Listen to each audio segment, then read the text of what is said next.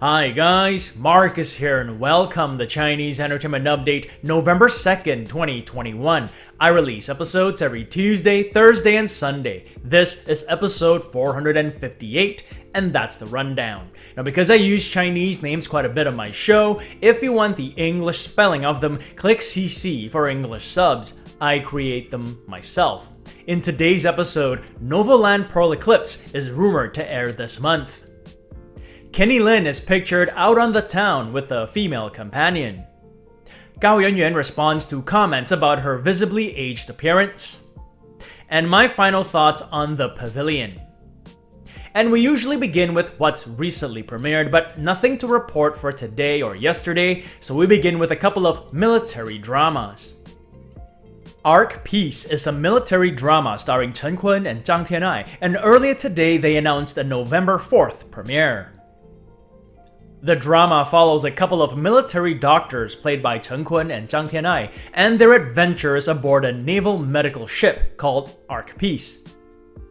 I'm a fan of Chen Kun, but not so much of military dramas, so I don't know how much of this drama I'll end up watching. Probably not much at all, to be honest.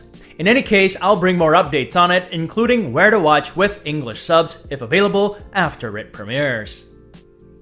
And the other military drama with an update is China Special Forces, which stars Yang Yang. The latest on it is that they've secured their distribution license. This is the license which they obtained on November 1st. The drama is slated for 49 episodes for now. The drama tells the story of a high school student who joins the military to prove his worth to his father.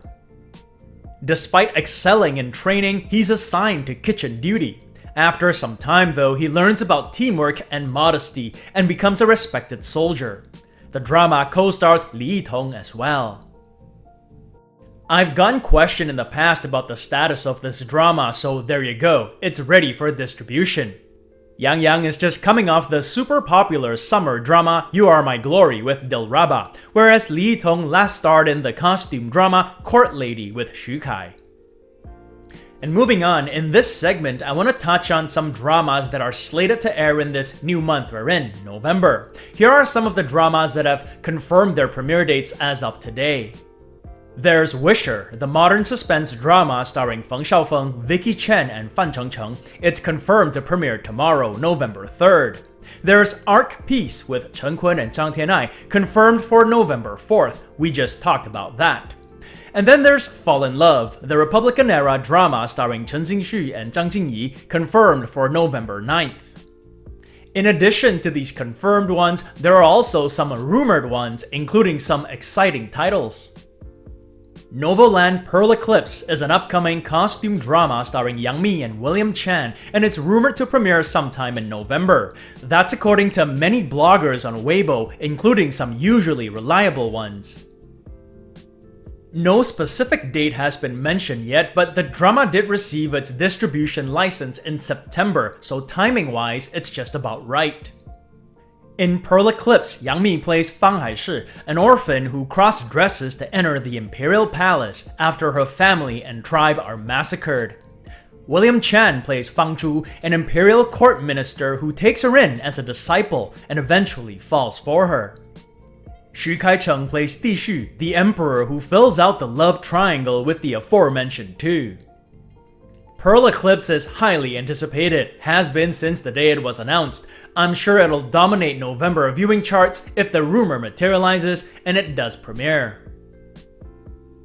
Another drama that's rumored for November is City of Streamer, a warlord-era drama starring Jing Tian and Timmy Xu. For those of you wondering, China's warlord period was between 1916 and 1928. It was a relatively short period of time where warlords from different factions were constantly fighting for power. Set in Shanghai during that tumultuous time, City of Streamer follows Jing Tian's character, a tutor, who gives lessons to Timmy Xu's character, the young master of the influential Rong family. The twist, she's not really there to tutor him, but to exact vengeance on his family for their evil doings years ago. And speaking of dramas featuring female leads with ulterior motives, here's another one rumored for November. Lie to Love, a modern drama starring Liu Luo and Cheng Xiao. I spoke about this in a previous episode. In the drama, Liu Luo plays an ex-CEO who after an accident becomes a shadow of his former confident self and suffers from depression. Cheng Xiao plays an ex-sweetheart who suspects that Liu Luo's character may have had something to do with her father's bankruptcy, and to find out the truth, she pretends to have amnesia. And lastly, there's Xiaoming's House, an upcoming modern family drama starring Zhou Xun and Huang Lei. That's also rumored to premiere in November, with no specific date mentioned yet.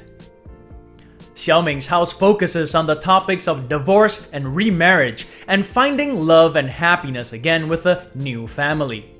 I've been a fan of Zhou Xun for a while now. Will be nice to see her in a new drama. And that's it for drama stuff, but before we get to our celebrity segment, a word from this video's sponsor, Skillshare.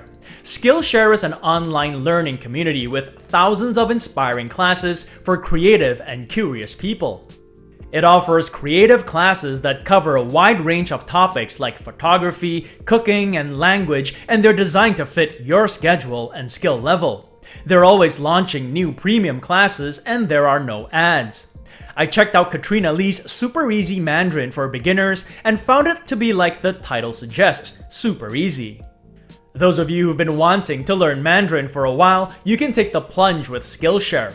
The first 1,000 of my subscribers to click on the link in the description will get a 1-month free trial of Skillshare, so you can start exploring your creativity today. Next up, celebrity news, and we begin with Kenny Lin, who's recently made headlines in the gossip column.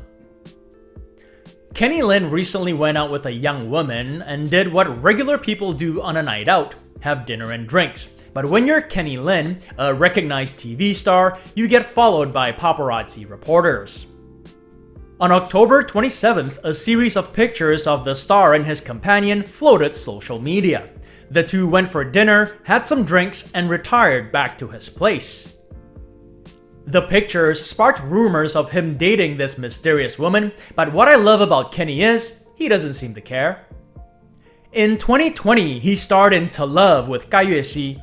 Shortly after the drama's release, the two stars were pictured in public at a dinner engagement, being all chummy and touchy-feely with each other. That led to speculations that the two stars were dating, and journalists questioned their reps about it. Their reps replied by keeping their answers nice and short. His side said, "I'm not sure," and her side said, "No comment." And that was the end of. Next up, here's an October 31st Sina article that talks about how Gao Yuanyuan responds with high EQ to comments about her aging looks. 42-year-old Gao Yuanyuan burst onto the entertainment scene in the late 90s, and during her heyday was often praised for her goddess-like beauty. She's headlined dramas and movies all throughout her career, and in 2014 married Mark Chow, who's 5 years her junior. In 2019, they announced the birth of their daughter, Ria. Earlier this year, Gao Yuanyuan starred as the historical figure Song Meiling in the drama Dreams and Glory. According to the Sina article, netizens commented that she had visibly aged and that she had more wrinkles on her face. To this, she responded that she looks in the mirror every day, so she understands more than anyone else what she looks like.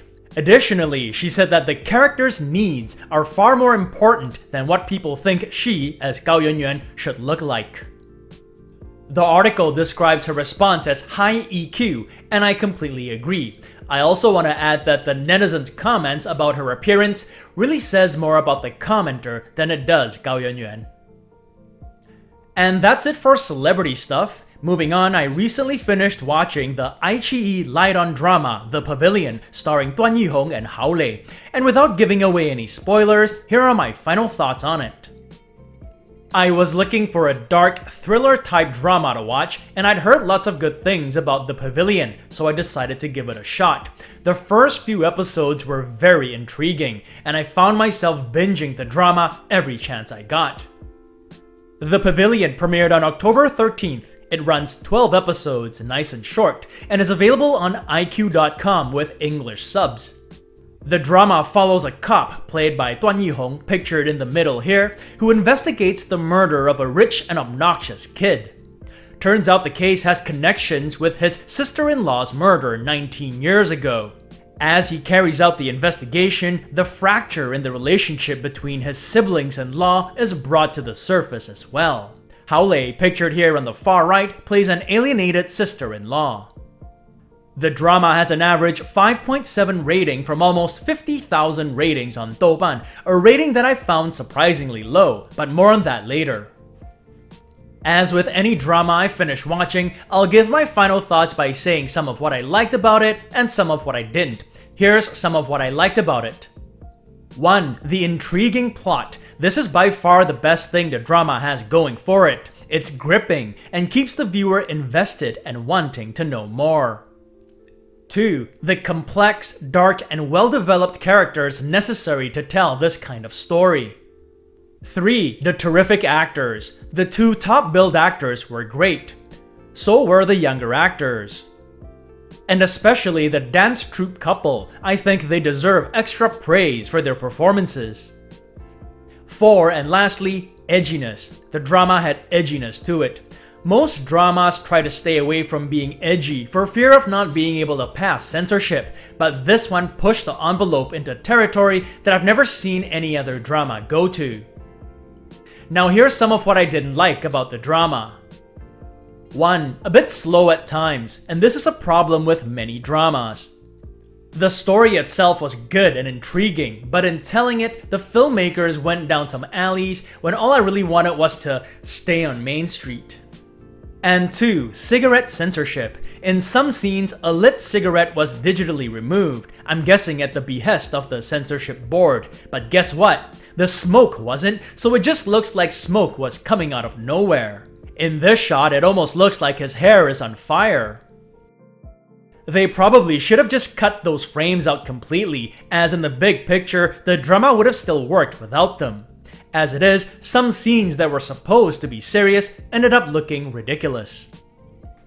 Despite its flaws, I can still recommend the drama, especially if you're looking for something dark and intriguing. If I had to rate it, would give it something higher than its Douban rating, 7.0 for me.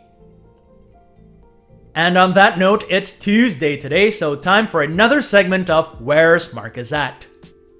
So the title of the segment doesn't refer to where I'm at physically, it refers to where I'm at in the dramas I'm following. I'm currently following 2 dramas. I'm on episode 14 of the Korean drama Vincenzo, starring Song Joong-ki and Jeon Yo-bin. Almost at the end now, just a few more episodes to go. I'm watching the drama on Netflix, where it's available with English subs. And I'm on episode 4 of Live Your Life, starring Ling Yusheng and Elvira Chai. Started this drama just a couple of days ago, still don't really know how I feel about it, still teetering on whether I want to continue or drop it. I'm following it on YouTube, where it's available with English subs. And that's been another segment of Where's Marcus At? It also brings us to the end of this episode. If you want to check out the Legend of Fei t-shirt or other Chinese drama merchandise, there's a link to it in the description below. And this show wouldn't be possible without you guys tuning in, so I thank you all for your support. If you enjoyed it, do subscribe and don't forget to hit that notification button for more updates. If you'd like to contribute, check out my Patreon page, where for $1 or more a month, you'll have access to perks like recaps, requests, and have your questions answered. So stay safe, and as always, I wish you clear blue skies, good health, and happiness. Until next time, cheers!